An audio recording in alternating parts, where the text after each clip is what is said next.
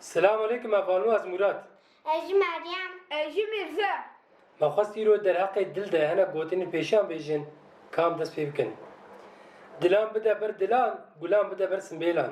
Dilê xweş her lê bihare. Axîna kurş dilê kurtê.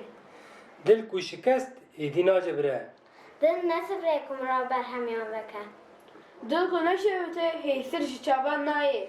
Dil e, ne dîzika bilxure. Mirov pîr dibe, dil pîr nabe. Dil hebe her der gul û gulîstanê. Bila dil bi dil be, li heyv jî hev cihê qul be, bi elîf jî kefir be. Her rûken ne dil kene. Dil hene deştin, dil hene zozanin. Bila dilê min dil be, tûrê parsê li mil be, binê tûrik jî qul be. Dil heye dile, dil heye bilbile. Îşî xwe bike asas, da dilê te neke tasewaz. Çiyayên bêgul, mirovên bêdil, her du jî yekin. A dilan di dilan de. Dil mukabilî dil e. Dil qoxê rêxê ye. Dilê bêkesan li ser hemû kesî dişewite. Dar li milan eş di dilan dikeve. Dilê yekê ket kevirekî hev salan bi xwe re giran.